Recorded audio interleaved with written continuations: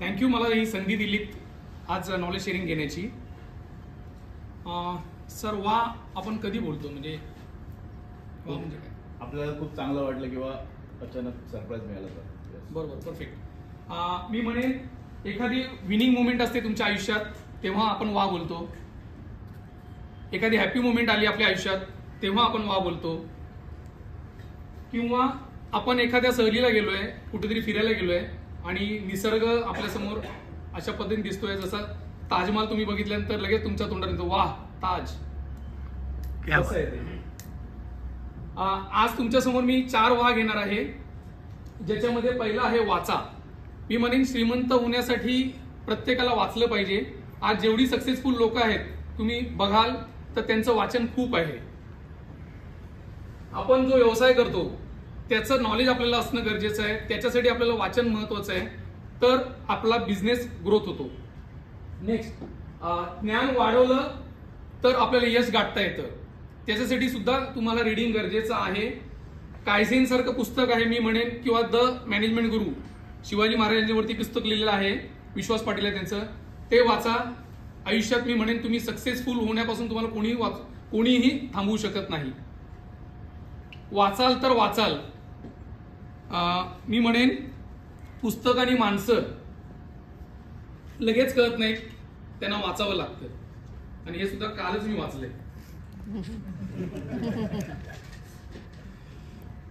Next आहे वापरा. आपण मी म्हटलं तसं द शिवाजी मॅनेजमेंट गुरु पुस्तक आहे, कायझेन पुस्तक आहे, हे वाचलं पण त्याचा वापर करावा लागतो. जर त्याचा वापर नाही केला तर ग्रोथ होणं शक्य नाही. तर स्ट्रॅटेजी ज्या आहेत त्याच्यातल्या त्या तुम्ही वापरा तुमच्या बिझनेसमध्ये, तुमच्या पर्सनल आयुष्यामध्ये. तसं वेगवेगळे बदल आहेत व्यवसायामध्ये, आयुष्यामध्ये करायचे आहेत, त्याचा वापर करा. तुम्ही व्यवसायात ग्रोथ करायची असेल तर हे वापरा. आणि मी म्हणेन की एखादं झाड जर तुम्ही लावलं, त्याला खत पाणी दिलं, त्याला योग्य वेळी त्याची निगा राखली, तर त्याला फळ देणं ही बाय प्रोडक्ट आहे. म्हणजे तुम्हाला हे वापर केला तर ग्रोथ ही 100% होणारच आहे. नेक्स्ट वा आहे वाढवा. मी म्हणेन व्यवसाय उद्योग याच्यात वाढ झाली पाहिजे. आत्ताच फायनान्शियल इयर आलं, नवीन तुमचे टार्गेट तुम्ही घेतले पाहिजेत. व्यवसायासाठी नवीन टार्गेट, हेल्थसाठी नवीन टार्गेट, हे तुम्हाला घेतलेच पाहिजे. टीम वाढवा. तुमचे ग्रोथ पार्टनर म्हणजे जे वेंडर असतात त्यांना तुम्ही सपोर्ट करा, त्यांच्या लाईफमध्ये कॉन्ट्रीब्यूट करा आणि वेंडरना मदत करून तुम्ही ग्रोथ करा. पार्टनर आहेत ते वाढवा. ज्ञान आणि पैसा हे ऑटोमॅटिक, मी म्हणेन की ज्या पद्धतीने तुम्ही आता हा व्यवसाय रोजगार हे वाढवलं तर ऑटोमॅटिकली नॉलेजचा वापर करून त्या गोष्टी तुम्ही ग्रोथ करू शकता.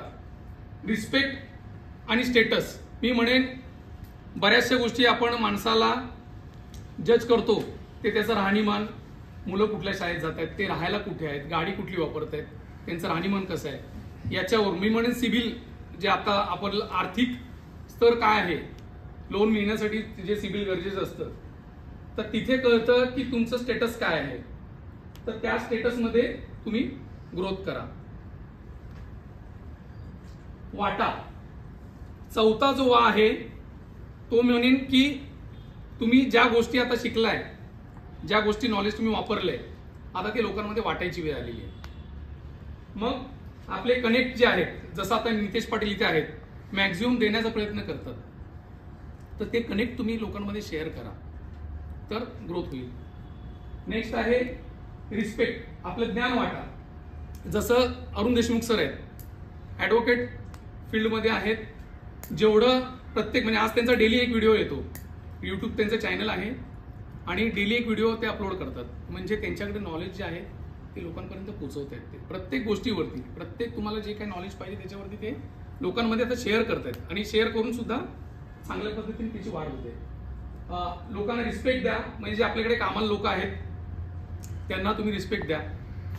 आज 14-15 वर्ष, म्हणजे मी म्हणेन एखाद्या कंपनीची जर लाईफ बघायची असेल किंवा ह्या कंपनीचं मार्केटमधली पद, तर त्याच्यातल्या स्टाफ किती वर्ष जुना आहे त्याच्यावरून कळतं ही कंपनीचं स्टेटस काय आहे. नंतर निसर्गाचा नियम आहे वाटा म्हणजे वाढेल. जसं मी म्हणेन की टाटा कंपनीचं तुम्ही उदाहरण घेतलं की ताजमहलमध्ये जे इन्सिडेंट घडला 26/11चा, तर तेव्हा जी लोक एक्सपायर झाली त्यांच्या आयुष्यात एवढ्या पद्धतीने कॉन्ट्रीब्युशन टाटा कंपनीने दिलेलं आहे की आज जे वाचलेत ते म्हणतात की आमच्यापैकी एखादा जर तिथे असता तर आज आमचं पूर्ण कुटुंब सेट झालं असतं, कारण त्यांच्या मुलांचं शिक्षण, त्यांच्या मुलांची लग्न, सगळ्या गोष्टी त्यांनी त्याच्यामध्ये कॉन्ट्रीब्युट केलेल्या आहेत. आणि मी म्हणेन की हे चारही वा मी वापरलेले आहेत. जसं हे प्रेझेंटेशन मला मंगेश सरांनी दिलं, मी ते वाचलं पहिल्यांदा पूर्ण, त्याच्यानंतर त्याच्यामध्ये वाढ केली म्हणजे माझे काही पॉईंट्स त्याच्यामध्ये इनपुट टाकले आणि आज ते तुमच्यासमोर इथे सादर केलं. मग त्याचा ॲज अ प्रेझेंटेशन मी हे करण्यासाठी वापर केला आणि आज तुमच्या लोकांमध्ये ते मी नॉलेज शेअर करतोय. तर जाता एक शेअर म्हणेन मी, क्यों डरे कि जिंदगी में क्या होगा, क्यों डरे कि जिंदगी में क्या होगा, हर वक्त क्यों सोचे कि बुरा ही होगा, बढ़ते रहे बस मंजिलों की ओर, बढ़ते रहे बस मंजिलों की ओर, हमें कुछ मिले ना मिले तजुर्बा तो नया होगा. क्या बात है. Thank you.